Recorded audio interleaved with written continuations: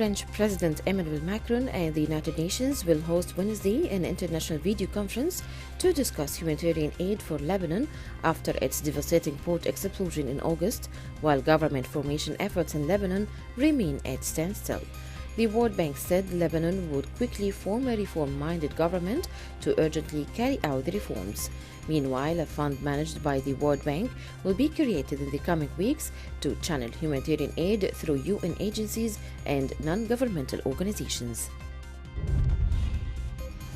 Prime Minister Abiy Ahmed on Wednesday said he rejected international interference in Ethiopia's affairs hours before a deadline for Tigray's rebellious leaders to surrender or face an assault on their capital. Premier Abiy gave the Tigray People's Liberation Front 72 hours to surrender last Sunday, an ultimatum rejected by the leader of the distant northern region, who has said his people are ready to die for their homeland.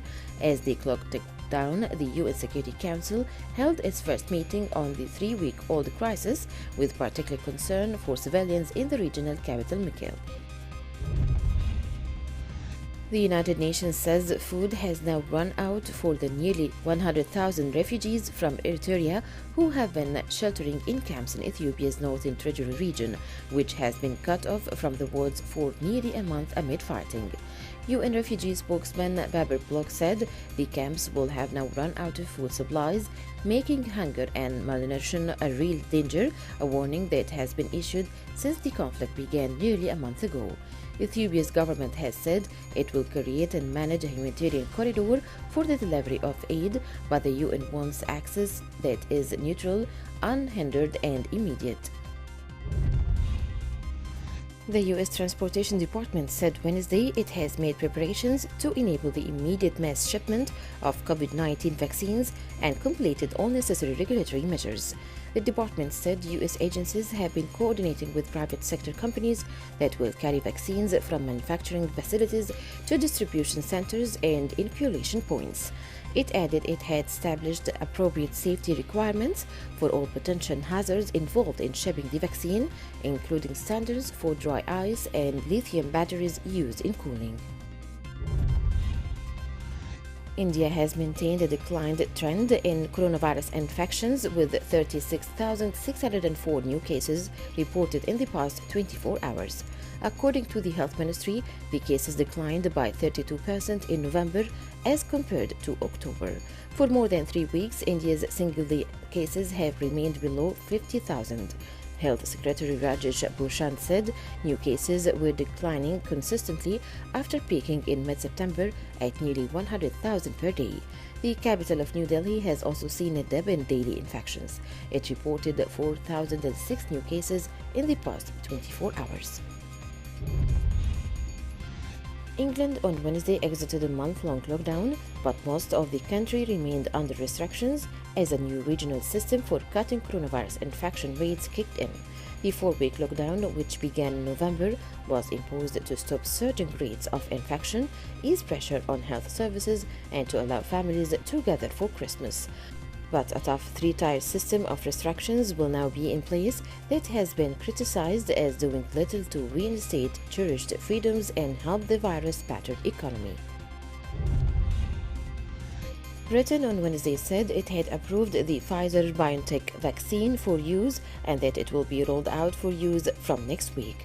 The government said the government has today accepted the recommendation from the Independent Medicines and Healthcare Products Regulatory Agency to approve Pfizer-BioNTech's COVID-19 vaccine for use. The regulatory agency said the UK has already ordered 40 million doses, enough to vaccinate 20 million people with 2 shots each. Around 10 million doses should be available soon, with the first 800,000 arriving in the UK in the coming days. Portuguese Prime Minister António Costa said securing a vaccine for all European countries will be a top priority for Portugal when it takes over the presidency of the European Union next January. France said the number of people hospitalized for COVID-19 infections fell by more than 600 to go below the 28,000 threshold for the first time since November the 4th. Turkey's daily COVID-19 death toll hit a record high as Turks pressed for new restrictive measures. Scientists at the University of Pennsylvania and biotech firm Regeneron are investigating whether technology developed for gene therapy can be used to make a nasal spray that will prevent infection with the new coronavirus.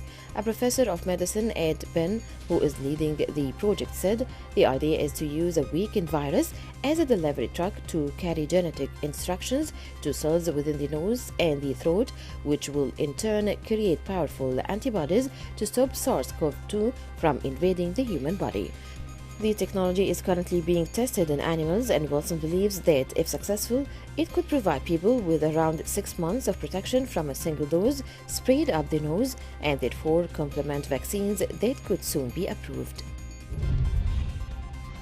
New Zealand has declared a climate emergency and pledged to neutralize the carbon footprint of the government within 5 years. On Wednesday, Prime Minister Jacinda Ardern made good on an election campaign promise to declare the emergency. In doing so, New Zealand joins jurisdictions representing over 800 million people, including the national governments of Japan, South Korea, Argentina, Italy, Spain, and Ireland. Natural disasters in the past 2 months caused Vietnam $1.3 billion in economic damage and killed 192 people, with 57 still missing, authorities said Wednesday, with its central provinces bearing most of the losses. Vietnam's central region has had a tough year, with its important tourism industry crippled by the coronavirus pandemic long before the arrival of 9 typhoons that wiped out crops and damaged homes of hundreds of thousands of people. Official data showed the 2-month toll surpassed losses for the whole of the last year. President-elect Joe Biden presented his economic team on Wednesday and pledged they will lead the charge on a plan to provide more relief for the faltering U.S. economy, which has future Treasury Secretary called an American tragedy. The diverse group, with women and minorities in key roles, is set to inherit the fallout from millions of job losses, including an ongoing wave of corporations laying off workers and small businesses shutting their doors amid a spike in COVID-19 cases. Even with good news on possible vaccines, economists warn they may not come soon enough to prevent further damage as an initial sharp recovery loses steam.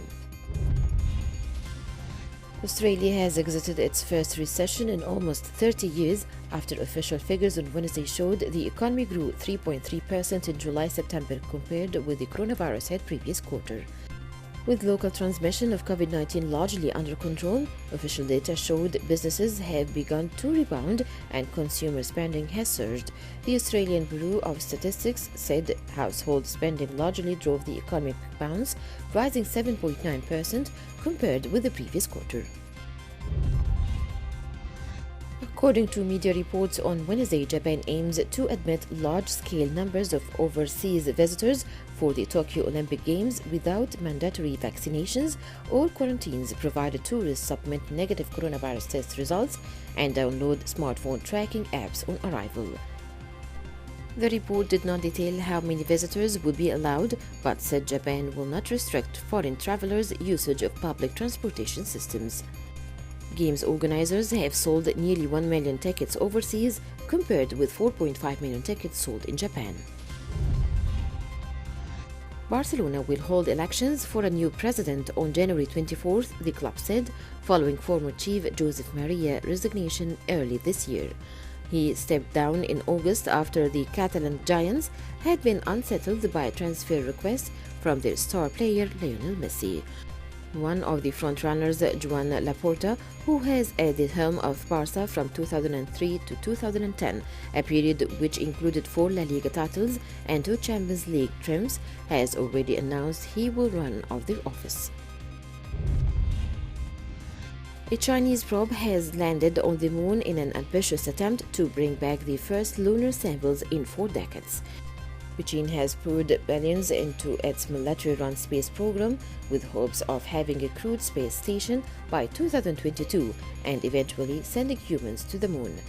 The China National Space Administration said the change's 5 spacecraft named for the mythical Chinese moon goddess touched down on the near side of the moon on Wednesday.